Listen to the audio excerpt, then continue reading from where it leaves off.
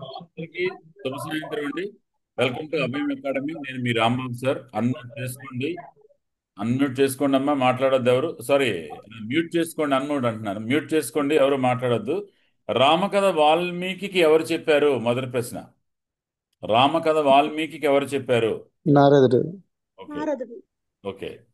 ఆ, తమసా నది దేనికి ఉపనది? గంగా నది. గంగానది.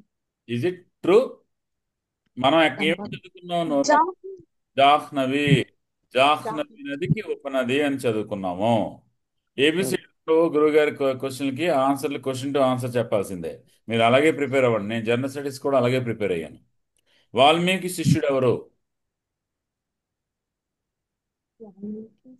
భరద్వాజుడు. భరద్వాజుడి కుమారుడు ఎవరు? సార్ భరద్వాజుని. భరద్వాజుడు అంటే ఈ భరద్వాజుడు ఆ భరద్వాజుడు ఒకటో కాట తెలియదు, కానీ ద్రోణుడు భరద్వాజుడి కుమారుడు. ఓకే? వాల్మీకిని రామాయణం రాయమని ఆదేశించింది ఎవరు? బ్రహ్మదేవుడు. బ్రహ్మ. బ్రహ్మదేవుడు. ఉమ్. రామాయణానికి గల ఇతర పేర్లేంటి? సంక్షేప రామాయణం. సంక్షేప. సంక్షేప రామాయణం అనేది నారదుడు వాల్మీకి చెప్పిన 100 శ్లోకాల రామాయణము. అది రామాయణానికి మరొక పేరు కాదు. పౌలుని వధ. సీతా చరిత పౌలుని వధ. వెరీ గుడ్, వెరీ గుడ్ అమ్మా. సీతా చరితము, పౌలస్య వధ. ఈ రెండు పేరు యాక్చువల్గా నేను notes లో కూడా పెట్టాను. ఇది నేను ఉంచాను అనమాట, మళ్ళీ రివిజన్ లో మీకు కవర్ అవుతాయని చెప్పి. పౌలస్యుడు అంటే ఎవరు? పౌలస్యుడు అంటే ఎవరు? పౌలస్య వంశంలో పుట్టినవాడు ఎవరు? రావణాసురుడు. కాబట్టి అది పౌలస్య వధ, సీతా చరితము. ఓకే. వాల్మీకి ఎవరి కుమారుడు?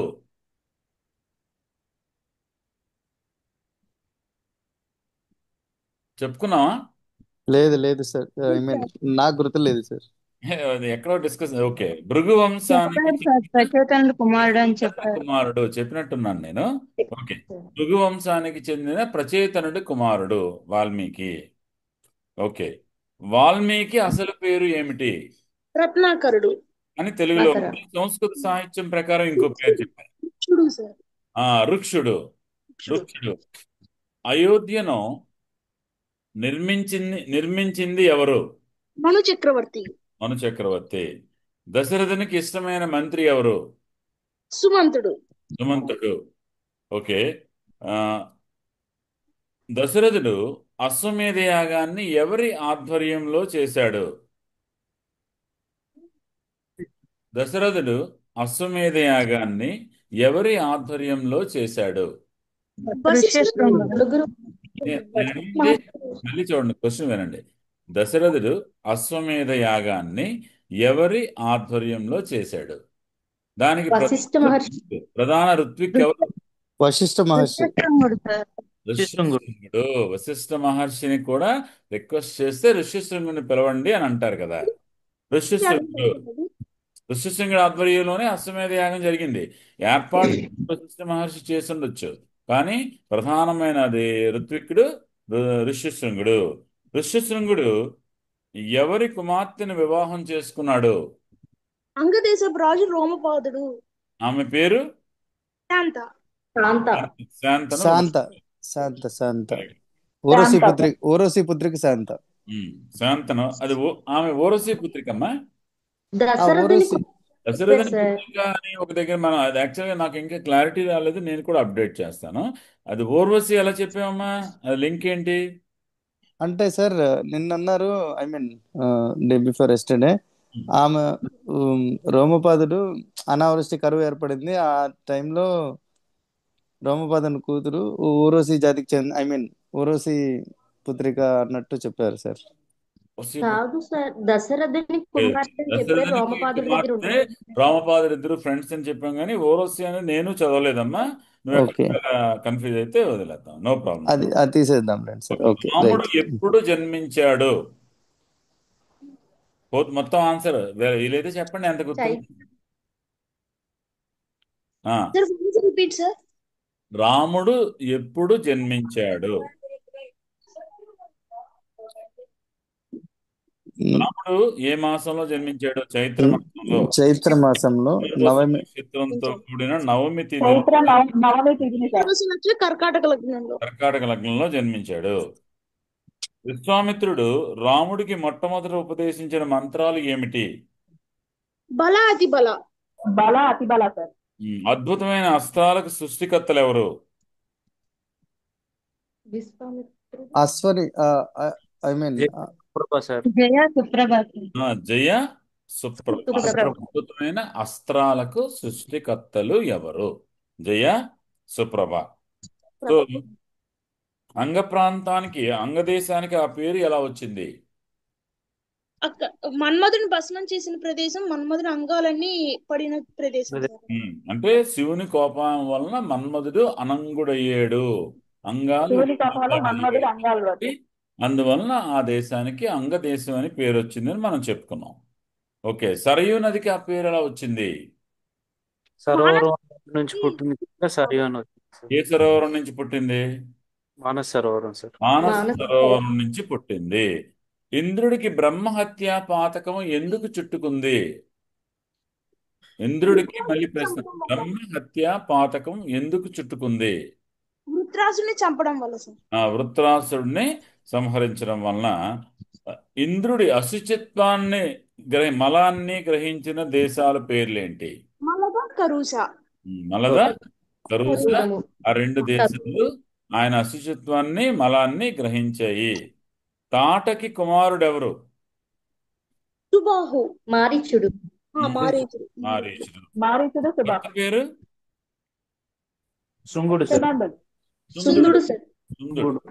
తాటకి ఎవరి కుమార్తె? సుకేతుడు. ఉమ్? సుకేతుని కుమార్తె. సుకేతుని కుమార్తె. సుకేతుడు అనే యక్షుని కుమార్తె. తాటకి భర్త సుందుడు ఎవరి శాపం వలన మరణించాడు? విశ్వామిత్రుడు. ఇజ్ ఇట్ విశ్వామిత్రుడు? అగస్త్యుడు సార్. అగస్త్యుడు. అగస్త్యుడు. అగస్త్య. రామాయణంలో అగస్త్యుడితో పాటు అతని సోదరుడి పాత్ర ఉన్నదా? అతని పేరు ఏమిటి? ఇంకా మనం చెప్పుకోలేదు, నేను మామూలుగా అడుగుతున్నాను. రామాయణంలో అగస్త్యుని సోదరుని పాత్ర ఉన్నదా? అతని పేరు ఏమిటి? సో కొన్ని మనకి మహాకావ్యాల్లో ఇతిహాసాల్లో పేరు లేని పాత్రలు ఉంటాయి కదా, అందులో అగస్త్య భ్రాత ఒకడు. రామాయణం మా అరణ్య పర్వానికి వెళ్తున్నప్పుడు రాముడు ఆయన ఏంటిది సందర్శించిన ప్రాంతాల్లో అగస్త్య భ్రాత ఆశ్రమం ఒకటి.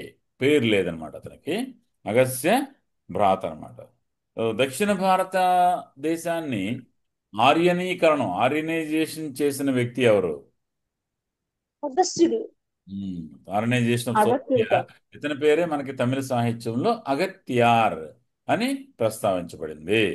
అగత్యార్ అని చెప్పబడింది. ఓకే, విశ్వామిత్రుడు రాముడిని తాటకని సంహరించమన్నప్పుడు రాముడు చెప్పిన సమాధానం ఏమిటి? మా తండ్రి ఆడవారిని గురువు చంపనని చెప్పి అది చేయమని సూచించారని చెప్పారు సార్. రెండు, మా నాన్నగారి మాట శిరోధార్యం. ఆయన ఏం చెప్పారు? మీరేం చెప్తే అది చెయ్యండి, నేను తప్పకుండా చంపుతాను అని చెప్పాడు అనమాట. విశ్వామిత్రుని ఆశ్రమం పేరు ఏమిటి? సిద్ధాశ్రమం. సిద్ధాశ్రమము. దానికి సిద్ధాశ్రమం ఎలా వచ్చింది? అక్కడ విష్ణువు కశ్యపుడు వీళ్ళిద్దరూ తపస్సు చేశారు సార్. కశ్యపుడు అతను సిద్ధించింది కాబట్టి ఆయనకి సిద్ధాశ్రమం అని చెప్పి మనం చెప్పుకున్నాం కదా. రాముడు మారీచుడి మీద వేసిన అస్త్రం పేరు ఏమిటి? మానవస్త్రం. ఆ? ఒకటే మానవాస్త్రం. మానవాస్త్రం. దానికి మారీచుడు ఎంత దూరంలో పడ్డాడు? 100 యోజనాలు. 100 యోజనాల దూరం. 100 యోజనాల దూరం సముద్రంలో. అమ్మ, ఈ బిట్స్ అన్ని నేను రాసినవి, మన రామాయణ భారత బుక్స్, కమర్షియల్ బుక్స్ లోంచి కాదనమాట. లాజికల్ సీక్వెన్స్ కూడా మీకు ఉంటుంది. ఇలా బిట్స్ చదవగలిగితే మీకు కన్సాలిడేట్ అయిపోతుంది. వాళ్ళు ఏవో ఏబిసిడీలు ఇచ్చేసి ఏదో చదువుతారు, కానీ ఆ బుక్స్ మార్కెట్లో ఉన్నవి అయితే ఇంకా నాకు ఒక విజేత కొద్దిగా బాగుంది, మిగతావి అయితే పెద్దగా నాకు అయితే అనిపించలేదు. అది మనం మెల్లమెల్లగా మీరు ఒరిజినల్ టెక్స్ట్ చదువుకుంటూ మనం బిట్స్ తయారు చేసుకోవడం మంచిదని నాకు అనిపిస్తుంది. ఓకే, రాముడు సుబాహుని మీద ప్రయోగించిన అస్త్రం పేరేంటి? అస్త్రం ఉమ్? అగ్నియాస్త్రం ఆగ్నేయాస్త్రం సుబాహుడు చనిపోతాడు. మిథులకు చెందిన ఏ రాజు దేవతల నుండి శివధనస్సును పొందాడు? దేవరాతుడు దేవరాతుడు. దేవరాతుడికి శివధనస్సు ఎలా వచ్చింది? ఎందుకు దేవతలు ఇచ్చారు? దక్ష యజ్ఞంలో ఇచ్చారు సార్. దక్ష యజ్ఞంలో శివుడు శివధనస్సును ఉపయోగించాడా? నో. అది ఆ, శివధనస్సును ఉపయోగించలేదు సార్. తీసాడు. కానీ ఆ శివుని తేజస్సుకి ఆ ధనస్సు తేజస్సుకి మొత్తం దేవతలందరూ, ఎందుకంటే పట్టుకోలేక దేవతలు చాలా మంది దక్షుడికి సపోర్ట్ చేశారు కాబట్టి శివధనస్సును వాడొద్దు అని అతన్ని రిక్వెస్ట్ చేస్తే అతను ఇచ్చేసాడు దేవతలకు వాడకుండా. దాన్ని దేవరాత్రికి న్యాసంగా ఇచ్చారు అని చెప్తాం, మనం చదువుకున్నాం. అంటే ఏంటి? దాయమని, జాగ్రత్తగా జాగ్రత్తగా దాయం. దాన్ని సంరక్షించమని ఇచ్చారు. జనకుని అసలు పేరు ఏమిటి? నేను ఇంకా చెప్పలేదు. మంచి పాయింట్ ఇది. అంటే ఎందుకంటే జనక మహారాజు వంశంలో విదేహ వంశంలో పేర్లు వేరేగా ఉంటాయి, కానీ అందరూ జనకులనే పిలువబడతారు. కామన్ నేమ్, లైక్ మన జామరిన్ లాగా. 1498లో మన వాస్కో డి గామా వచ్చినప్పుడు జామరిన్ అంటాం కదా, అలా అన్నమాట. పేరు వేరేగా ఉంటుంది అన్నమాట. జనకుడి అసలు పేరు శీరధ్వజుడు. వీరధ్వజుడు. జనకుడి అసలు పేరు శీరధ్వజుడు. అయోధ్య అనగానేమి? యోధులు కూడా జయించలేనటువంటి నగరం. ఏంటమ్మా? యోధులు జయించలేనటువంటి నగరం. ఎవరు? యోధులు సార్. యోధులు. యోధులు. అది అయోధ్య. యోధులకు సఖ్యం, జయింప సఖ్యం కానిది. అయోధ్యకు మరొక పేరు ఏమిటి? అయోధ్యకు మరొక పేరు ఏమిటి? మంచి బిట్ ఇది కూడా, అడగడానికి అవకాశం ఉన్న బిట్లలో ఒకటి. సాకేతపురము. కుశనాభునికి మరియు ఎవరికి 100 మంది అందాల రాసులైన అమ్మాయిలు జన్మించారు? ఘృతాచి. గృసాచి. ఘృతాచి. ఘృతాచి. ఈ 100 మందిని వివాహం ఆడమని నిర్బంధించింది ఎవరు? వాయుదేవుడు. వాయుదేవుడు. సో కుశనాథుడు తన 100 మంది కుమార్తెలను ఎవరికి ఇచ్చి వివాహం చేశాడు? చూలి మహర్షికి. చూలి మహర్షికి ఇచ్చాడా? చూలి కుమారుడికి ఇచ్చాడా? చూలి కుమారుడికి ఇచ్చాడు సార్. సోమపాదుడికి. అది సోమద. సోమపాదుడు కాదు. ఎనీబడి? నేను చెప్పుకున్నాం.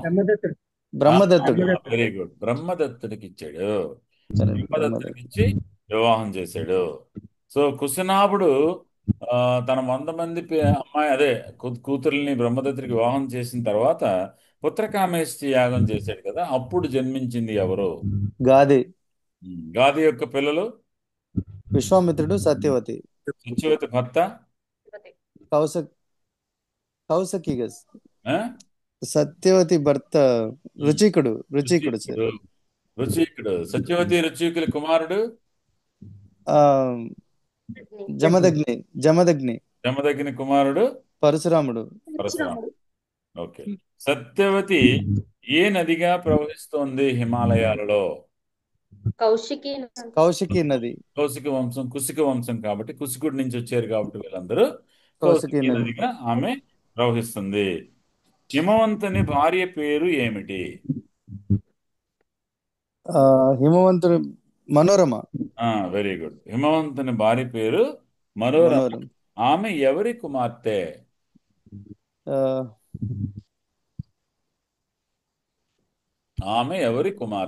హిమవంతుని భార్య అయిన మేరు పర్వతం కుమార్తె. హిమవంతునికి ఎంతమంది సంతానము? 2 సార్. గంగా ఉమా. దేవతలందరికీ దేవతా స్త్రీల ద్వారా సంతానం కలగకూడదని శపించిన వ్యక్తి ఎవరు? ఉమా. ఎందుకు అలా శపించింది? శివుడి యొక్క ఆ తేజస్సుని ఎవరు పట్టుకోలేకపోయారు. ఏంటి శివపార్వతులకు, శివుడికి ఉమాకి పిల్లలు అనేది ఎందుకు? శివుడి తాలూకా తేజస్సుని ఎవరు భరించలేరు అని చెప్పి రకరకాల ప్రయత్నాలు చేశారు కాబట్టి, అందువల్ల మాకు సంతానం ఆలస్యం చేశారు కాబట్టి మీకు మీ భార్యల ద్వారా సంతానం ఉండకూడదు అని చెప్పి శపించింది అనమాట. ఓకే. కుమారస్వామికి స్కందుడు అనే పేరు ఎందుకు వచ్చింది? 6 కృత్తికలు పెంచి పోషించారు హిమవత్ పర్వతం ప్రాంతంలో అప్పుడు కాబట్టి అది అది 6 షణ్ముఖుడికి అనుకుంటా కదా 6 కృత్తికలు పెంచడం వలన స్కందుడు అంటే అందుకంటే జారి పడ్డవాడు గంగ జార ఆ, విడిచేసి ఆ, ఆ తేజాన్ని భరించలేక గంగ జార విడిచేసి విడిచి పడ్డాడు కాబట్టి స్కందుడు అన్నారు. స్కందుడని పిలువబడ్డాడు. సారీ కార్తికేయుడు కృత్తికలు పెంచే కాబట్టి కుమారస్వామికి కార్తికేయుడు అనే పేరు ఎందుకు వచ్చిందంటే కృత్తికలు పెంచే. కృత్తికలు పెంచారు కాబట్టి. Okay sir. షణ్ముఖుడు అని ఎందుకు వచ్చిందంటే చెప్తారా? 6 ముఖాలతో పాలు తాగాడు కాబట్టి సార్. శనబాలను 6 కృత్తికల శనబాలను 6 ముఖాలతో తాగాడు కాబట్టి షణ్ముఖుడు షణ్ముఖుడు అని పిలువబడ్డాడు. ఓకే, సో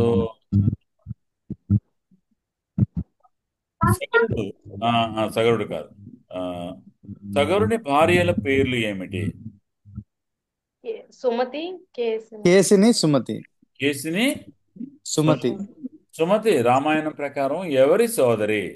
గరుత్మంతుని సోదరి. గరుత్మంతుని సోదరి. సో గరుత్మంతుని సోదరి అంటే మరి కశ్యప ప్రజాపతి కూతురు అవ్వాలి సుమతి కూడానైతే మరి. ఎందుకంటే కద్రువ వినత ఇద్దరు కశ్యప ప్రజాపతి భార్యలు కదా. అవునవును సార్. ఓకే.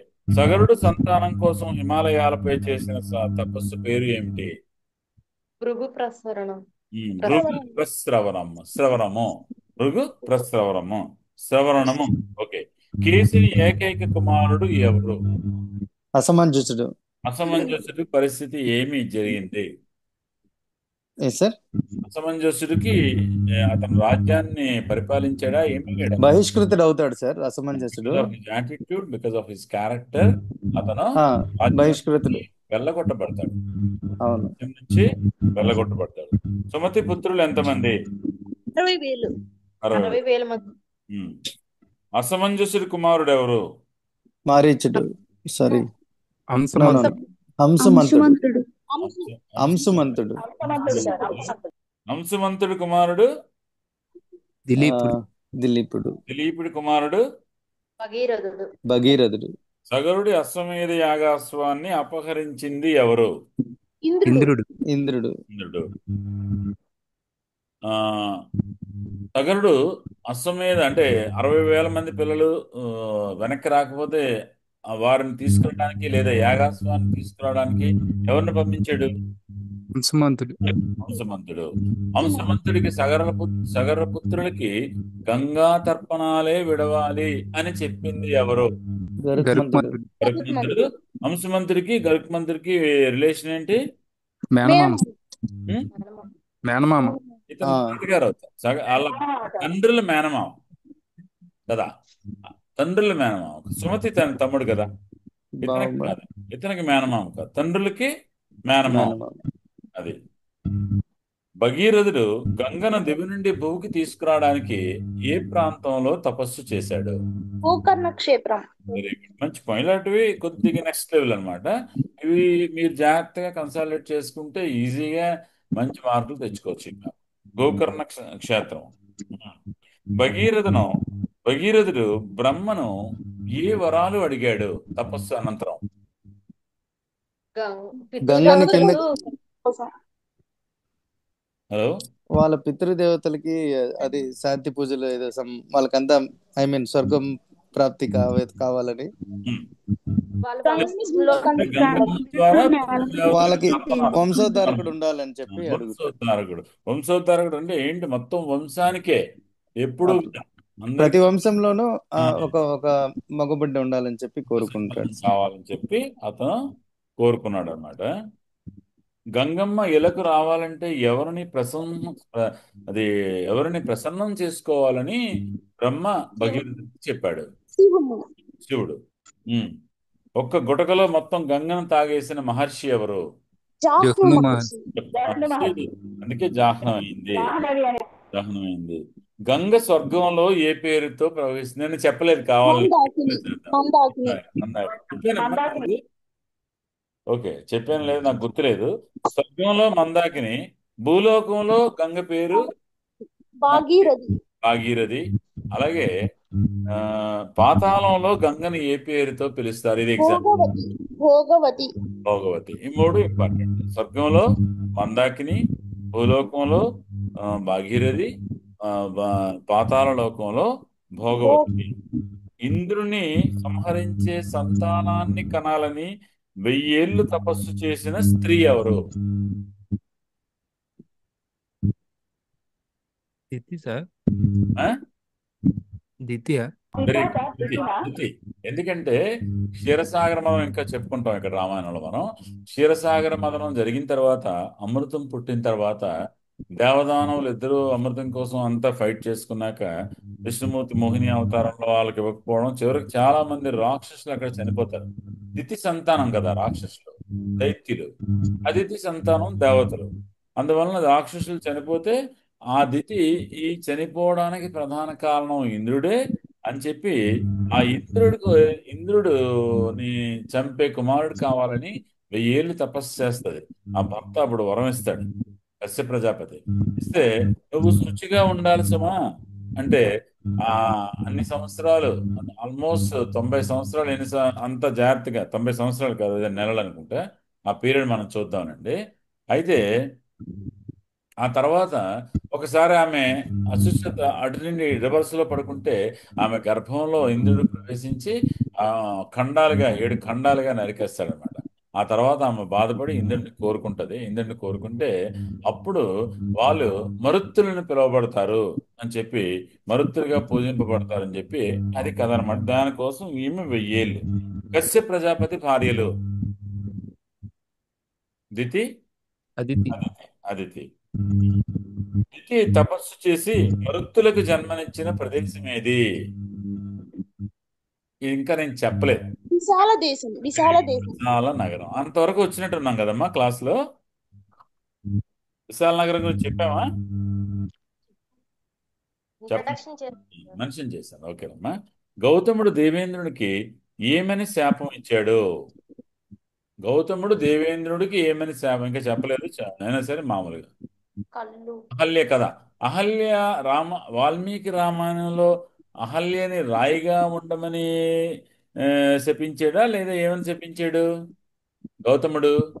వాయు భక్షణ చేసి ఇక్కడే ఉండమని చెప్పి గొప్పగా వాయు భక్షణ చేస్తూ మనకి మిగతా వాల్మీకము అంటే వాల్మీకి రామాయణం కాకుండా మిగతా రామాయణాల్లో రాయిని, అదే తెలుగులో పాట, నువ్వు రాయిని ఆడది చేసిన రాముడివా, గంగను తలపై మోసే శివుడివా, ఏమనుకోను, చాలా బాగుంది. ఏమనుకోను, నువ్వు రాయివి కాదు, నీ రాముని శివుని కానే కాదు, తోడనుకో నీ వాడనుకో అంటాడు అనమాట. సో అలా రాయి అని చేస్తారు. కానీ వాల్మీకి రామాయణంలో ఆమె అక్కడ ఒక బూడిద కుప్పగా ఉంటూ అని చెప్పి అక్కడ చెప్పాడు అనమాట. అప్పుడు శివుడిని అదే ఇంద్రుడిని ఎవరు మన గౌతముడు, నువ్వు నువ్వు ఒక తప్పు చేసావు కాబట్టి ఆ తప్పుకి కారణమైన టెస్టికల్స్ వృషణాలు రాలిపోవుగాక, తర్వాత మేషాండాలు పెడతారు, మేకవి వృషణాలు అతనికి పెడతారట ఇంద్రుడికి అని చెప్పి అతనికి శాపం ఇస్తాడు. భార్యకి కూడా శాపం ఇస్తాడు. శ్రీరాముడు మళ్ళీ విశ్వామిత్రుడు తీసుకువెళ్ళిన తర్వాత అప్పుడు ఆ శాప విమోచనం ఆమె కలుగుతుంది. ఆమె మూర్తిగా ఇచ్చిన సౌందర్యానికి ప్రతినిధి అహల్య. అప్పుడు రాముడు కూడా ఆమెకు నమస్కారం పెట్టి ఆమెకు పూజిస్తాడు. ఆ తర్వాత అహల్య కుమారుడే శతానందుడు, జనక మహారాజు దగ్గర శతానందుడు చాలా ఆనందపడతాడు. నా తల్లి తండ్రి కలుసుకోవడానికి ప్రధాన కారణం రాముడు, దానికి ఇంకా మిగిలిన లక్ష్య నిర్దేశం చేసిన వాడు విశ్వామిత్రుడు. అప్పుడు శతానీకుడు చెప్తాడు అక్కడ జనకుడు రాజ్యంలో, విశ్వామిత్రుడు ఎంతటి వాడు, విశ్వామిత్రుడు ఎంతటి గొప్పవాడు. అది అసలు ఆయన స్టోరీ అంతా అసలు మనకు వింటే అసలు ఎలా ఎలా స్టేజ్లన్నీ చాలా బాగుంటది. అది మనం తర్వాత చెప్పుకుందాం. సో గౌతముడు ఏమని శపించాడంటే, ఈ బూడిద కుప్పల్లోనే శయనిస్తూ ఇక్కడే వేల వేల సంవత్సరాలు ఎవరికంటా పడకుండా నిరాహారమై కేవలం వాయుభక్షణే చేస్తూ ఇదే ఆశ్రమంలో తాపసిగా జీవించు అని ఆయన శపించేస్తాడు అన్నమాట. జనకుని పురోహితుడు ఎవరు? ఇప్పుడే చెప్పాను. వశిష్ఠి. నో నో నో జనకుని పురోహితుడు ఎవరు? శతానందుడు. శతానందుడు అహల్య గౌతముల కుమారుడు శతానందుడు. మనకి అయోధ్యకు వశిష్ఠుడు ఎంత కీలకమో మనకి విదేహకి మిథులకి శతానందుడు అంత కీలకం. శతానందుడు అంత కీలకం అనమాట.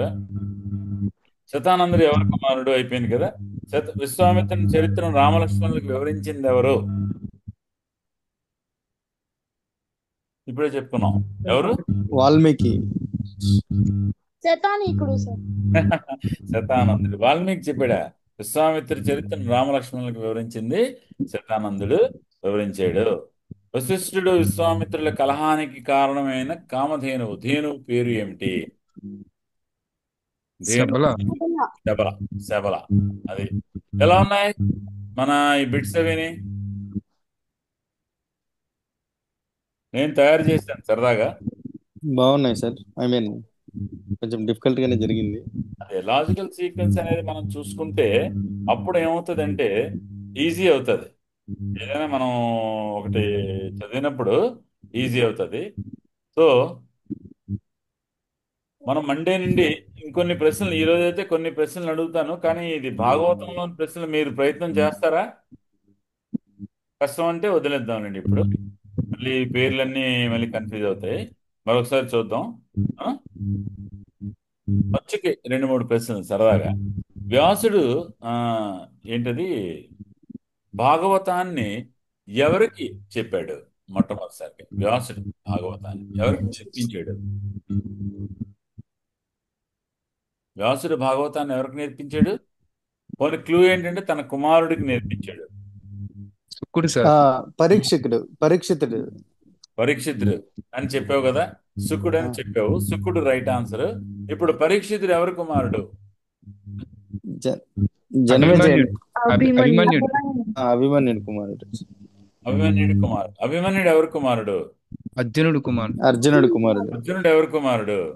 పాండురాజు కుమారుడు. పాండురాజు ఎవరి కుమారుడు? పాండురాజు తెలియదు. చిత్ర వీరుడు సార్.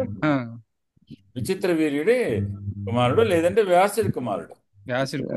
ఎందుకంటే అంబిక అంబాలిక, అదిలో అంబిక అంబాలికలో అంబికేమో కళ్ళు మూసుకుంటది, అందుకని ధృతరాష్ట్రుడు పుట్టాడు. తర్వాత అంబాలికేమో వణికిపోతుంది, అందుకని పాండురోగంతో కూడిన పాండురాజు పుట్టాడు కదా. పాండురోగంతో కూడిన పాండురాజు పుట్టాడు. వ్యాసుడిని భాగవతం ఎవరు రాయమన్నారు? వినాయకుడు సార్. వినాయకుడికి వ్యాసుడికి సంబంధం భారతం అన్నమాట. భాగవతాన్ని రాయమంది నారదుడు. వ్యాసుడు అంట బాధపడుతుంటాడంట. ఏంటి, నేను పురాణాలను డివైడ్ చేదే అష్టాదశ పురాణాలు రాసేసాను. మా మైక్ మ్యూట్ చేసుకోండి. పురాణాలు రాసేసాను, తర్వాత ఏంటది మన భారతం రాశాను. ఏదో ఒక రకమైన ఫీల్ ఉండిపోయింది, ఒక చింత ఉండిపోయింది అంటే అప్పుడు నారదుడు చెప్తాడు, నువ్వు ఇన్ని చేసావు కానీ ఆ భగవంతుడు లీలలు, ఆయన అవతారాలు, ఆయన భక్తుల లీలలు నువ్వు చెప్పలేదు. అవి చెప్తేనే నువ్వు అని చెప్పి ఆయన చెప్పాడనమాట. అందువలన అతను భాగవతాన్ని రాశాడు అని చెప్పి. ఎక్కువ వద్దులేండి ఇది. మనకి దక్ష ప్రజాపతి గురించి మనం చదువుకున్నాం కదా. దక్షుడు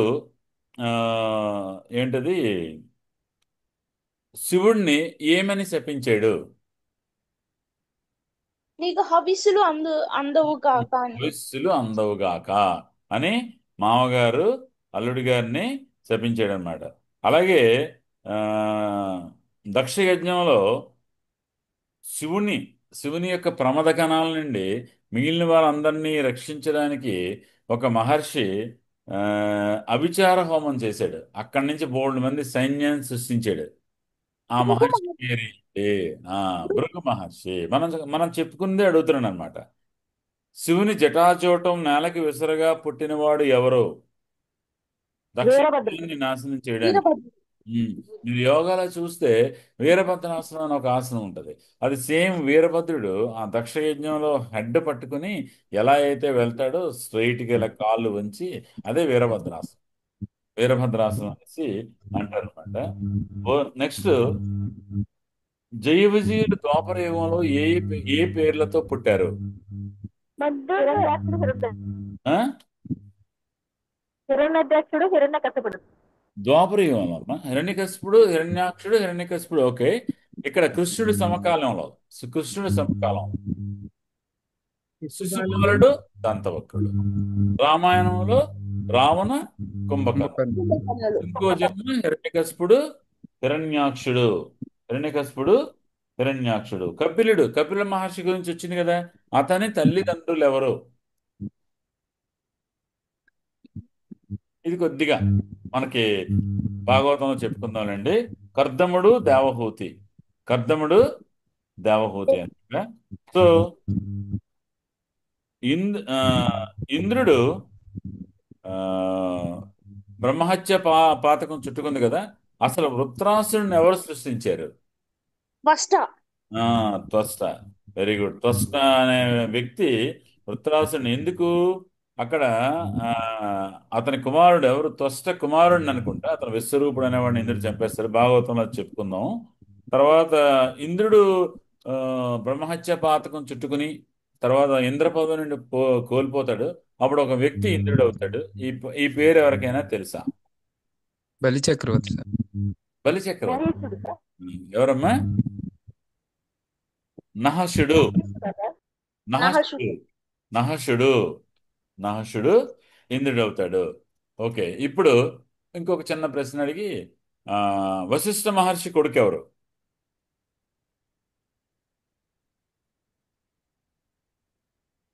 పరాశరుడా సార్.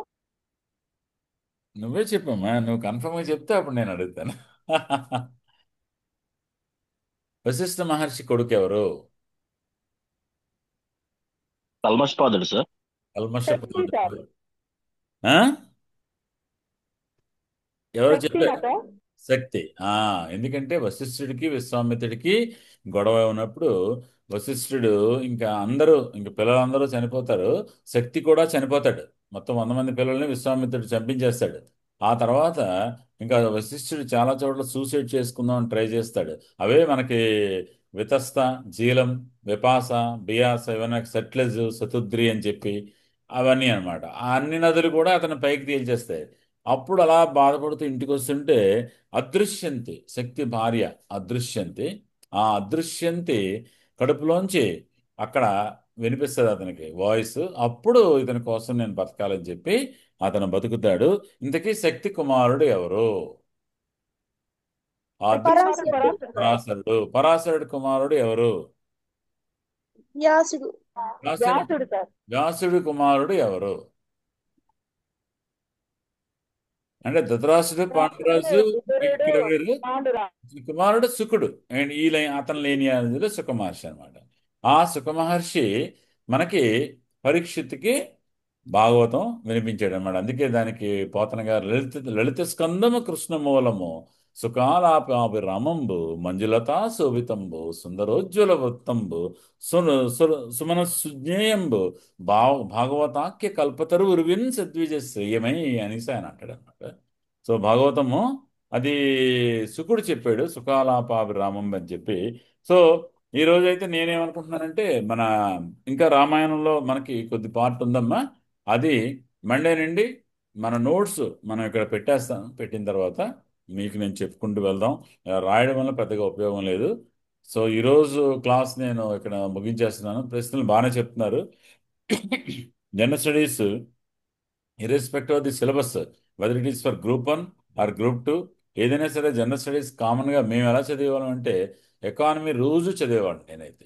ఎకానమీ అనేది రెగ్యులర్గా చదవాలి. ఇంగ్లీష్ మీడియం వాళ్ళు అనుకోండి, నితిన్ సింఘానియా గారి బుక్ వచ్చింది. చాలా చాలా అద్భుతమైన పుస్తకం అది. ఒక పుస్తకాన్ని పట్టుకొని దాన్ని మాస్టరైజ్ చేయడం. అలాగే లక్ష్మీకాంత్ పాలిటీ బుక్ కానీ. సో రెగ్యులర్గా కరెంట్ అఫైర్స్ రోజు చదవండి. మన యూట్యూబ్ ఛానల్లో అభయం అకాడమీ, రాంబాబుస్ అభయం అకాడమీ అనే యూట్యూబ్ ఛానల్లో ఇంకా రెగ్యులర్గా జనరల్ స్టడీస్ సంబంధించి, హిస్టరీ మై ఫేవరెట్ సబ్జెక్ట్, హిస్టరీకి సంబంధించి, అలాగే మీకు ఏమైనా డౌట్స్ ఉన్నాయంటే ఆ టాపిక్స్ సంబంధించి అవి నేను వీడియోలు చేసి నేను అందులో పెట్టేస్తాను. మీరు అందరూ చూడొచ్చు అనమాట. చూసి ప్రిపేర్ అవ్వచ్చు. సో మొత్తానికి 2025వ సంవత్సరాన్ని ఉద్యోగంతో, మీరు అనుకున్న ఉద్యోగంతో ముగించాలి. అది మీ గురువుగారి యొక్క ప్రగాఢమైన వాంఛ. అప్పుడు కలుగుతుంది. చూడండి, పుత్రోత్సాహము పుత్రుడు జన్మించినప్పుడు కాదు, జనులకు పుత్రుని గైకొని పొగిడినప్పుడు అప్పుడు కలుగును పుత్రోత్సాహం. అప్పుడు నాకు పలానా స్టూడెంట్, మీ స్టూడెంట్ అట్లా కానీ అప్పుడు ఆనందం ఉంటుంది. ఆ ఫీల్ వేరు. అది అనుభవించి పలవరిస్తేనే తెలుస్తుంది ఒక గురువుగా. అటువంటి అవకాశం కోసం, అటువంటి మధుర క్షణాల కోసం మీ గురువుగారు సిద్ధంగా ఉన్నారు. మీరు ఆ అది రీచ్ అవ్వడానికి ఏ పనైనా, ఎటువంటి సహాయం అయినా చేయడానికి సిద్ధంగా ఉన్నారు. మీరు కూడా సిద్ధంగా ఉండి మీ గురువుగారి యొక్క కోరిక అనమాట. మీ గురువుగారి కోరిక ఏంటి అంటాం కదా, గురువులు ఆ రోజు విద్యాభ్యాసం, ఇదే కోరిక అనమాట. మీ ఉద్యోగమే గురువుగారికి మీరు ఇచ్చే కోరిక లేదా గురుదక్షిణ. ఆ గురుదక్షిణ కోసం నేను 1000 కళతో ఎదురు చూస్తూ ఉంటాను. మీరు మీ ప్రయత్నం చేయండి. మండే నుండి మన పీడిఎఫ్లతో మనం మన రామాయణం, అదే నెక్స్ట్ మన సిలబస్ని కంటిన్యూ చేద్దాం. ఓకే, సో ఈ రోజుకి ఈ క్లాసు ముగిద్దాం. Thank you very much. Good night అమ్మా.